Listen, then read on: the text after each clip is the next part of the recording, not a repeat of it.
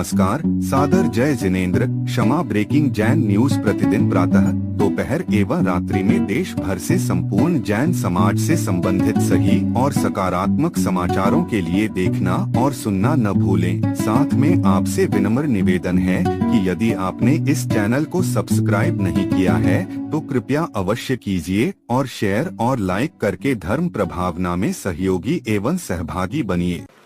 आपके नगर में मुनि महाराज का चौका लग रहा होगा। 15, 20, 25 की संख्या में मुनि महाराज हो सकते हैं, 6-7 भी हो सकते हैं। आदि का संग बड़ा हो सकता है, सामाजिक व्यवस्थाएं भी बड़ी हो सकती हैं। इन सब चीज़ों में जैसे जैसे सूर्य की प्रखर किरणें धरती पर पड़ती हैं, धरती गर्म होती है। आपने चौका लगाया होगा अपने घर में, मंदिर से आपका घर 1.5 किलोमीटर दूर होगा। आप पहले गाड़ी से नाप लीजिए। नापने के बाद मुनि महाराज का पड़गाहन हो तो फिर बोलिए, महाराज जी मन शुद्धि, वचन शुद्धि, काय शुद्धि, आहार जल शुद्ध है, चौका 1.5 किलोमीटर दूर है। ये पूरी दुनिया को बात गंभीरता के साथ देखना है, क्योंकि महाराज का पड़गाहन करने के बाद एक आदमी आगे जाता है, बाकी लोग गाड़ी में बैठ कर के घर पहुंच जाते हैं। फिर आप साधु के साथ छाता ले जाना भी भूल जाते हैं। वैयावृत्ति गर्मी में सारे साधुओं की हमको करनी है। दुनिया में जहां तक ये बात मेरी सुनी जा रही है, वे सब लोग इस बात को ध्यान दें कि साथ में आए, चौका दूर है, एक बड़ा छाता साथ में लेके चलें। महाराज का सिर है, गर्म हो सकता है, खुला शरीर है, गर्म हो सकता है, या फिर मान लो पहले से भी गर्म है, तो ये भी एक वैयावृत्ति है। पहले बोल दें, मन शुद्धि, वचन शुद्धि, काय शुद्धि, आहार जल शुद्ध है। महाराज जी चौका 1.5 किलोमीटर, 2 किलोमीटर, 3 किलोमीटर, जो भी एक्चुअल डिस्टेंस है उसको बता दें, क्योंकि रास्ते में कई बार मार्ग शुद्धि भी नहीं होती। मान लीजिए रास्ते में चूहा फटा मारा पड़ा होगा, महाराज का गर्मी के दिनों में आलाप हो जाएगा, फिर वे उस दिन आहार नहीं करेंगे, आपको बहुत संक्लेश होगा। इसलिए मार्ग शुद्धि भी देखना पड़ती है। खुद की परिस्थितियां भी साधु देखते हैं। कई बार साधु का पित्त प्रकोपित है, कई बार उनको सर्वाइकल का दर्द है, या फिर चक्कर आ रहा है, या ब्लड शुगर लो हो गई है। आपने पड़गाहन कर लिया और आप 1.5 किलोमीटर ले गए और महाराज का भोजन विपरीत परिणमन कर गया, तो आपको दिन भर संक्लेश होगा। इसलिए इस गर्मी के मौसम पे पूरी दुनिया के लोगों से कहना चाहता हूँ, अपने जहाँ पर भी मुनि महाराज हैं उनके आसपास सराउंडिंग 100, 200, 300, 400 मीटर के एरिया में आप चौका लगा करके धर्म लाभ ले लें तो बहुत अच्छी बात।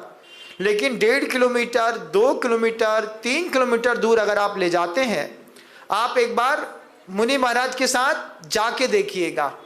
घर की जितनी महिलाएं पड़गाई हैं, जितने लोगों ने पड़गाया है, वे मुनि महाराज के साथ घर तक पैदल जाइए और वहां से महाराज को छोड़ने भी पैदल आइए।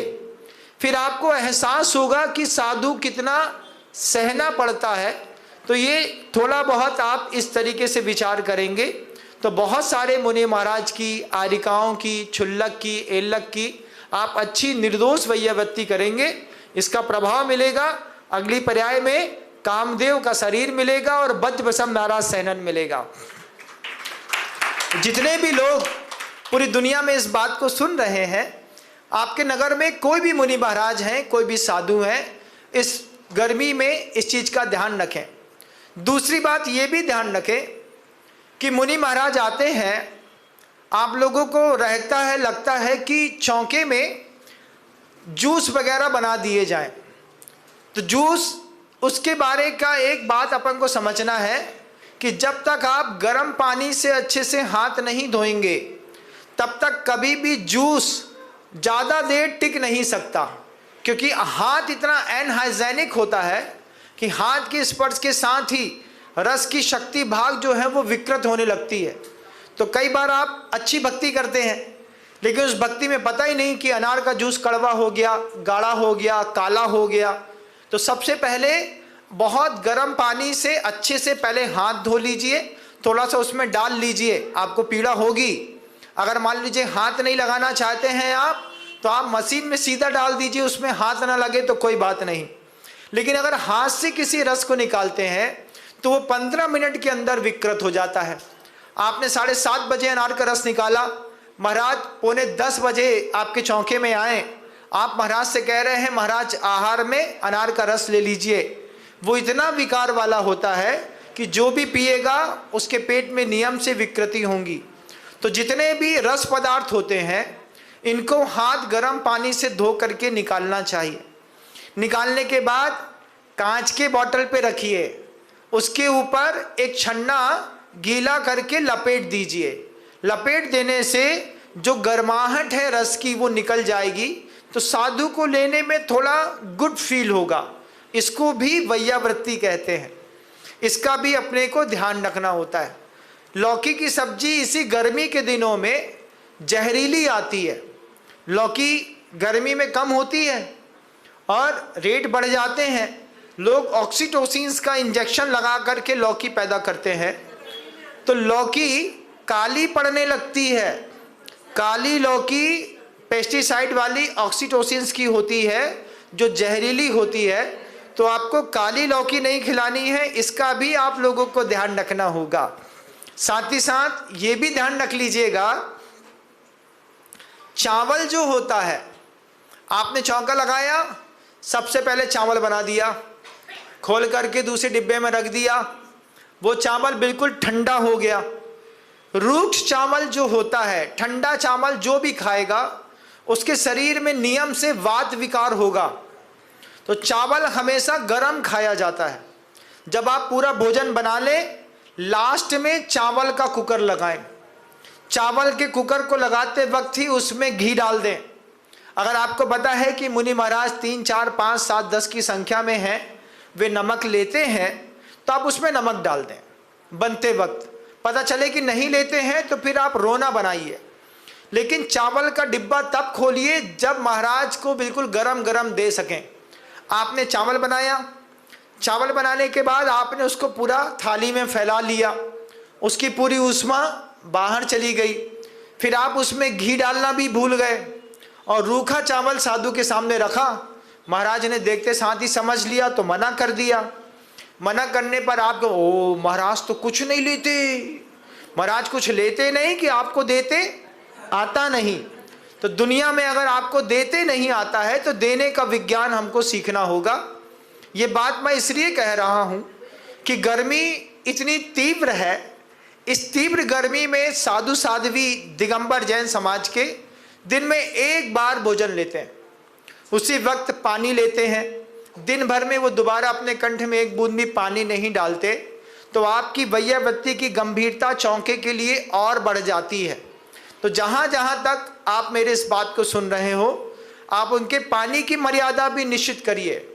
पानी में भी बहुत ज़्यादा हार्डनेस होती है। चौके में ध्यान रखना चाहिए, अगर बारिश का पानी मिल जाए गर्मी के दिनों में तो साधु के लिए अमृत का काम करता है। सामान्य पानी 1 जग पिएंगे तो बारिश का पानी 2.5 जग पिया जा सकता है। 2.5 जग पानी अगर पेट में चला गया तो पूरे दिन महाराज अपना धर्म ध्यान अच्छे से कर सकते हैं। इसलिए मुनि महाराज के लिए भी बारिश के पानी को स्टोर करके आप सबको रखना चाहिए। आप तो आरओ का मीठा पीते हैं, लेकिन महाराज तो आरओ का नहीं पीते, है ना। तो वो बारिश का पानी प्योर मीठा होता है, तृप्तिकारक होता है, सहजता में कंठ से नीचे उतरता है। दूसरे पानी में बहुत ज़्यादा हार्डनेस होने के कारण कम पानी में पेट भारी भारी या बजनी लगने लगता है। यह भी विज्ञान हमको बहुत अच्छे से समझना चाहिए। एक चीज़ और अच्छी समझा देता हूँ। मैं सोचता हूँ कि पूरी दुनिया के साधु की वैयावृत्ति हो जाएगी। गर्मी के दिनों में गिलकी है, लौकी है, तरोई है, जो पानी वाली सब्जियां होती हैं, इन सब्जियों का बहुतायत में प्रयोग किया जाता है। पके केले को कढ़ाई में गरम कर दिया जाता है, उसमें थोड़ा घी डाल देते हैं, तो घी डाल करके गरम कर देने पर वह पका केला साधु के लेने के योग्य हो जाता है। केला कभी भी 20 से 1 पीस बनाए और दे दिए, ऐसा नहीं होता, उसको भी प्रासुक करना पड़ता है। अंगूर को दो छिन्न भिन्न नहीं करते, अंगूर का रस निकाल दीजिए। अंगूर का रस निकाल करके आप महाराज को देंगे तो वो प्रासुक माना जाएगा। अगर मान लीजिए कच्चा अंगूर दे दिया है तो उसमें सचित्तपना रहता है। एप्पल के साथ भी यही होता है। आप चाहें तो गर्मी के दिनों में मुनिराज के लिए केले का शेक बना सकते हैं, क्योंकि महाराज को अगर लेना होगा तो वो उसको ले सकते हैं। एक आध कोई मीठा बनाए तो ठीक है, बाढ़ ना लगाएं। यही गर्मी के दिन है। इन गर्मी के दिनों में मोटी सौंफ का पानी बनाया जाता है। मोटी सौंफ का पानी बनाने पर वह पानी पूरे शरीर में ठंडक देता है। तो उस पानी को बनाने के लिए ऐसा नहीं कि रात को भिगोई सुबह बनाई, आपको 1 घंटे पहले सौंफ को पानी में भिगो देना है, उसको फिर मिक्सर में डाल करके पूरा पीस लेना है। पीस करके बराबर पानी में छान लेना है। छान करके एक बार उसका टेस्ट कर लेना है, कहीं वो कड़वी तो नहीं है। अगर कड़वा है तो अलग कर दीजिए, नहीं तो मुनि महाराज को आप सौंफ का पानी बहुत अच्छे से दे सकते हैं। बेल का जूस होता है, बेल का जूस जो होता है वो पेट में ठंडक प्रदान करता है। महाराज जी का अंतराय होगा या फिर मान लीजिए उनको पेट में कॉन्स्टिपेशंस की शिकायत है, तो आप अच्छे से बेल का जूस बना करके उसको भी कांच के बोतल पे रखें, उसके ऊपर एक कपड़ा लपेट दें तो वो बेल का जूस दे सकते हैं। एक गोंद कतीला होता है और चिया सीड्स होते हैं, इनको समय से 2 घंटे पहले फुला दीजिए, ज़्यादा हो तो 3 घंटे पहले फुला दीजिए। सुबह 6 बजे उठिए, गोंद कतीला और चिया सीड्स एक पानी में डाल करके उसको फूलने दीजिए। साधु के लिए अमृत का काम करता है। तो ये अमृत के बारे में भी हम सभी को, पूरी दुनिया के लोगों को जानना है, क्योंकि हम चाहते हैं साधु की वैयावत्ती करना। आपने बहुत अच्छा दूध लेकर के आए, दूध बिल्कुल ठंडा हो गया, चिल, उसमें पर्याप्त मात्रा से ज़्यादा अगर आपने शक्कर मिला दी है तो वो भी जहर है, ज़्यादा मीठा भी नहीं पिया जा सकता है। तो उचित तापमान हो, इसका भी ध्यान रखें। गर्मी के दिनों में गाय का दूध बलवर्धक होता है, पौष्टिक होता है। भैंस के दूध का प्रयोग गर्मी के दिनों में नहीं करते, इसका भी ध्यान रखें। ये वो समय है जब आप गाय के दूध का पनीर बना करके क्यूब्स के रूप में तो दे सकते हैं, लेकिन सब्जी बना करके देने पर आपको या फिर साधु को बहुत ज़्यादा पित्त की बीमारी हो सकती है, पित्त प्रकोपित हो सकता है, एसिडिक हो सकते हैं, इसका भी अपने को ध्यान रखना होगा। रोटी बनाते वक्त भी कई बार गलतियां होती हैं। रोटियां बनाते हैं, गर्म पानी से आटा उसन दिया, गर्म पानी से आटा उसनने पर रोटी जो होती है वो फूलती नहीं है, तो एक पलक पतली और एक बहुत मोटी हो जाती है।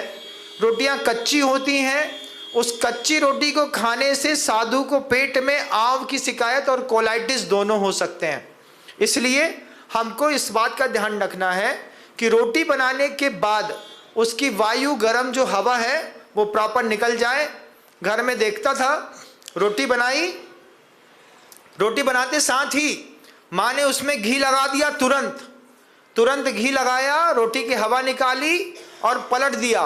पलट करके उसके ऊपर दूसरी रोटी रखी और उससे थोड़ा खुले में रखते थे पहले, खुले में रखने के बाद वो सूख न जाए तो पहले से घी लगा दिया, फिर वो जब रोटी खाने में आती थी तो उसका स्वाद बिल्कुल अलग होता था। ये वो विज्ञान है जो हमको पूरी दुनिया के श्रावकों को सीखना ही पड़ेगा, क्योंकि आप साधु को उम्मीद से ज़्यादा देते हैं। ड्राई फ्रूट्स ला करके देते हैं, फ्रूट्स ला करके देते हैं, जूस बनाते हैं, स्वीट्स बनाते हैं, नमकीन बनाते हैं, लेकिन उसके बाद भी साधु का पेट नहीं भरता तो फिर हमारी वैयावत्ती अधूरी है। इस बात को भी समझिएगा, जब साधु को अन्न पर्याप्त नहीं मिलता तो मजबूरी में उसको ड्राई फ्रूट्स खा करके पेट भरना पड़ता है।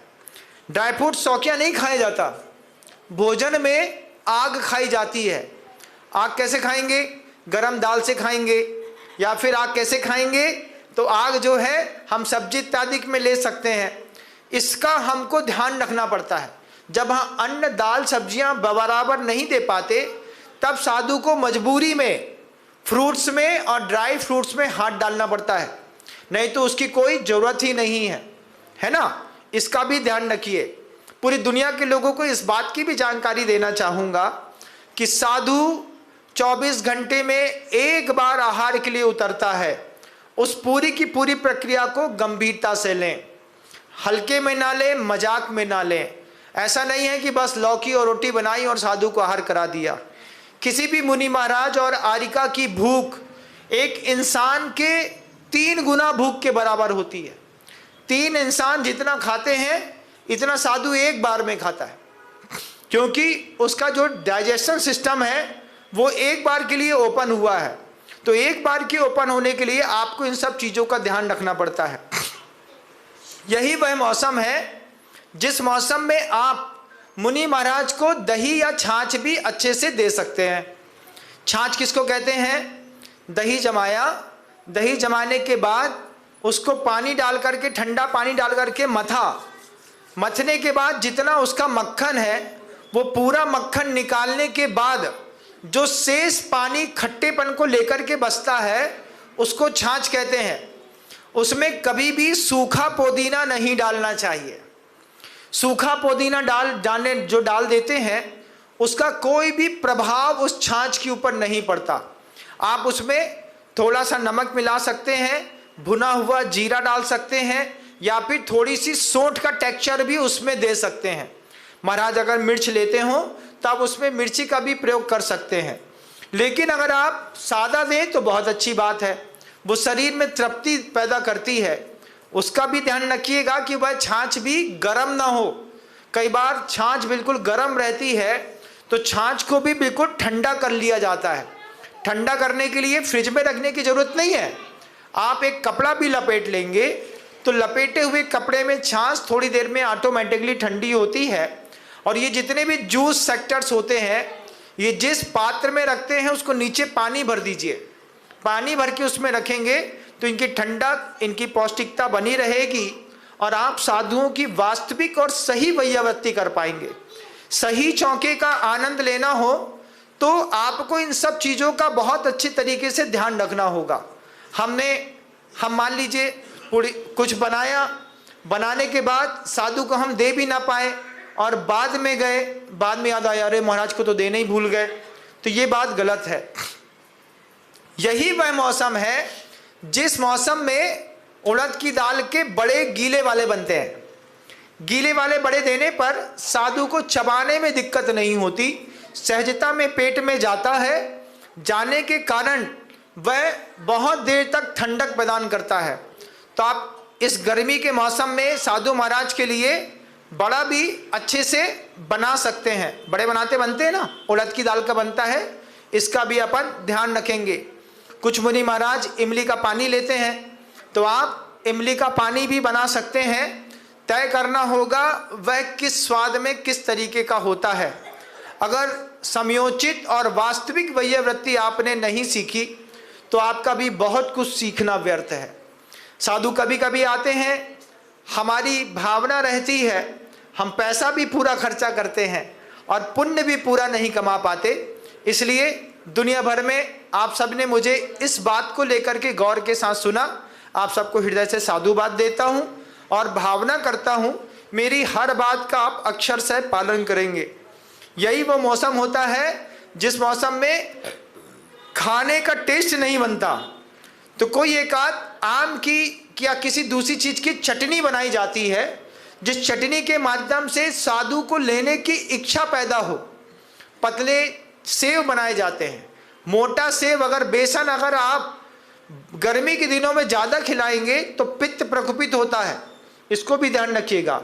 तो बिल्कुल पतले सेव होते हैं। कई बार तो मूंग की दाल के सेव बना करके लोग देते हैं, जिससे टेक्सचर भी सही मिलता है और साधु की वैयावृत्ति भी सही होती है। एक बार एक पेपर दीजिए, जोरदार दीजिए और सही दीजिए, ऐसी भावना के साथ जनहित में जारी किया है। जनता भी हित को प्राप्त हो सके और साधु को भी धर्म लाभ मिल सके, इस भावना के साथ सबको आशीर्वाद है।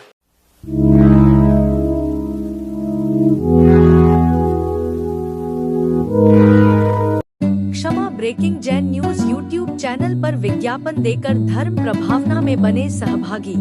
विज्ञापन देने हेतु संपर्क कीजिए मोबाइल नंबर 90269000 0740 एवं समाचार एवं वीडियो भेजने हेतु व्हाट्सएप नंबर 9335236222। क्षमा breaking Jain news YouTube channel देखने के लिए आपको बहुत बहुत धन्यवाद। सादर प्रणाम, सादर जय जिनेंद्र।